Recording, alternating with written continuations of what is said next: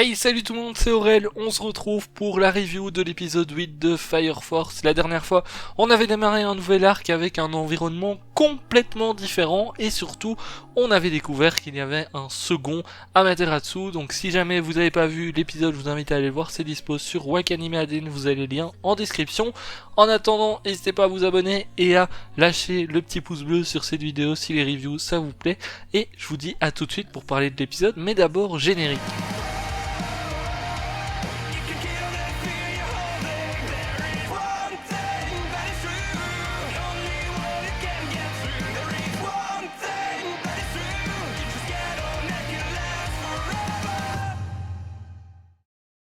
On a eu cette semaine un épisode assez intéressant parce que la dernière fois on avait appris notamment qu'un deuxième Amaterasu avait été créé et bien cette fois le mystère on va dire est toujours là mais on en apprend un petit peu plus là-dessus notamment bon déjà on apprend que les torches qui sont dans la forêt veulent le détruire ou en tout cas l'utiliser pour détruire la forêt et surtout pour se détruire eux. D'ailleurs les torches de la forêt sont des torches un petit peu plus évoluées on va dire parce qu'elles arrivent à parler et surtout on se rend compte qu'elles sont un petit peu plus intelligentes, en tout cas toutes celles qu'on a vues arriver à parler et à réfléchir un minimum. Donc c'est vrai que certaines torches qu'on a pu voir jusqu'ici, elles étaient plutôt là en mode comme des zombies finalement. Bah ici c'est un petit peu différent vu qu'elles réfléchissent et tout. Alors je sais pas trop c'est dû à quoi, peut-être qu'elles sont plus vieilles et que du coup c'est dû à ça. Je sais pas trop, j'espère qu'on en apprendra un petit peu plus là-dessus parce que c'est vrai que ça fait des nouvelles sortes entre guillemets de torches, même si on a déjà vu des torches qui étaient un petit peu plus évoluées. On avait déjà vu une torche qui parlait, ici on en a une avec des cornes comme on a déjà vu aussi, mais c'est vrai qu'on ne sait pas non plus trop pourquoi est-ce qu'ici elles ont autant d'intelligence par rapport aux autres et surtout pourquoi elles sont plus développées. Alors, on apprend que leur objectif c'est bien évidemment Amaterasu parce qu'ils veulent l'utiliser pour faire tout exploser et notamment pour recréer finalement la grande catastrophe. Et donc là on peut déjà imaginer une chose, c'est-à-dire qu'Amaterasu finalement c'est une divinité qui est bien, mais qui peut devenir aussi finalement quelque chose de pas bien, hein, parce qu'on a vu, notamment on a une Amaterasu à Tokyo qui permet justement d'apporter la vie autour, on va dire ça comme ça. Ici on en a une qui a été aussi créée ici, je dis une parce que pour moi Amaterasu c'est une espèce de centrale, hein. Enfin soit vous comprenez un petit peu le truc, et bien autour de celle-ci il y a aussi de la vie qui a été créée. Le souci c'est que cette même divinité finalement qui crée la vie peut aussi détruire. Et du coup, là ça devient un petit peu compliqué parce que ça veut dire que Tokyo, eh bien, personne n'est à l'abri et Amaterasu là-bas, c'est pas forcément quelque chose de bien. Alors il y a plusieurs choses qui sont montrées dans l'épisode, notamment on a la petite histoire de la taupe, là je sais plus, je crois qu'elle s'appelle Scoop ou Scope, un truc comme ça, qui raconte un petit peu bien comment justement ils ont développé un petit peu les pouvoirs de parler, etc. et comment Amaterasu a été créé au niveau de l'Oasis. Et on voit pour la première fois, je crois pas qu'on l'ait déjà vu jusque maintenant, en tout cas j'en ai pas le souvenir, une personne qui a créé ça. C'est une espèce de sorcière finalement, tout habillée en noir, qui d'ailleurs est assez dégueulasse, hein, on va pas se mentir, avec ses yeux et tout. Elle est assez dégueulasse, mais on pourrait se dire que c'est une personne qui veut justement, bien peut-être recréer une catastrophe. Alors à voir si elle est vraiment méchante, parce que si c'est bien elle que Shinra entend et qui demande à Shinra justement de protéger la forêt, c'est pas forcément quelqu'un de méchant. Donc peut-être qu'effectivement elle est arrivée, elle a créé un Amaterasu, mais derrière c'était surtout pour recréer de la vie tout autour.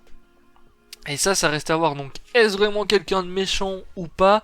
Ben ça, à mon avis, on le découvrira. Mais c'est vrai que c'était très très bizarre. Alors, on sait pas si c'est la même personne qui a débarqué aussi à Tokyo pour créer l'Amaterasu là-bas ou pas.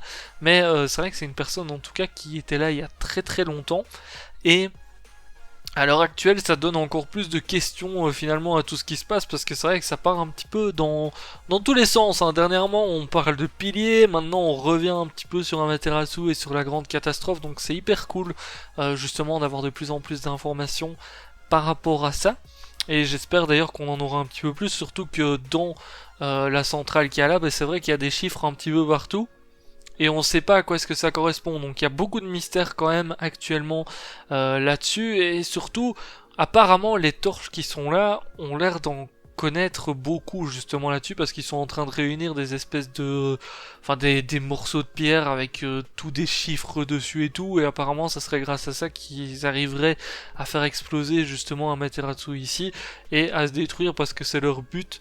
C'est de se détruire, donc c'est déjà assez bizarre limite d'avoir des torches qui ont un objectif comme ça, hein. C'est vrai que c'est quelque chose qu'on n'avait pas eu jusqu'ici et j'ai vraiment l'impression qu'elles sont beaucoup plus développées que les autres torches. Ou en tout cas, peut-être qu'au fil du temps, effectivement, elles arrivent à se développer un petit peu, mais j'ai trouvé ça très bizarre dans l'épisode quand ils nous les ont présentées et qu'elles parlaient un petit peu toutes et tout, et que finalement elles réfléchissaient par elles-mêmes, parce que le chef dans tout ça, c'est la torche aux cornes, je crois que c'est Tempé ou un truc comme ça le nom, enfin il me semble que c'est ça, parce que ils disent à chaque fois que Tempé il attaque, là ils disent gloire à Tempé machin, donc je suppose que c'est son nom, et c'est vrai que c'est très très bizarre de voir que c'est carrément une torche qui commande, et finalement est-ce qu'ils ont vraiment un rapport avec les hommes en blanc?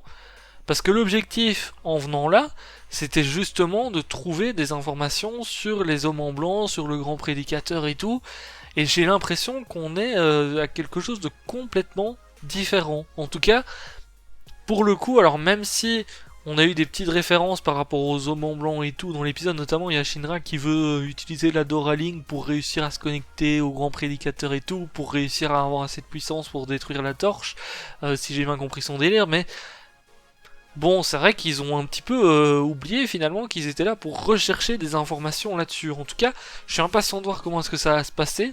Déjà, comment est-ce que, enfin, si on va en apprendre plus sur l'espèce de sorcière, même si dans tous les cas, elle est liée de près ou de loin à la catastrophe. Alors, est-ce que son but à elle, c'est de ramener la vie, ou bien justement de tout détruire, et finalement pour ça il faut mettre des Amaterasu un petit peu partout?